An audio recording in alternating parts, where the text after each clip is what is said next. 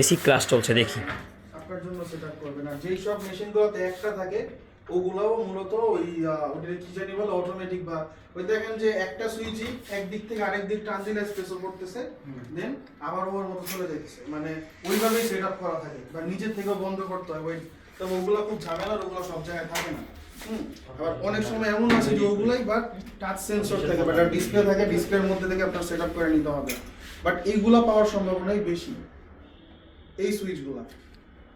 ঠিক আছে, তাহলে এইটার কাজ আর এটার কাজ তো সেমই, আবার এইটার কাজ আর এটার কাজ তো সেমই। তাহলে কি বুঝলেন, একটা মেশিন মূলত কয়টা কাজের সমন্বয়ে গঠন হয়? তিনটা। মিল্ক ফ্রথিং এর জন্য একটা, যেটাকে স্টিম ওয়ান বলি আমরা, হট ওয়াটারের জন্য এইটা, আর এক্সপ্রেসোটা যে এক্সট্রাকশন করব সেটার জন্য হচ্ছে এইটা। হ্যাঁ। আচ্ছা, এইবার আমরা তাহলে বুঝতে পারছি যে কফিটা গুঁড়োর জন্য আমরা নিব মূলত এই মেশিনটা, এটাকে কি বলে? গ্রাইন্ডার। ওকে, গ্রাইন্ড করার পরে এক্সপ্রেস এক্সট্রাকশন করব কোথা থেকে?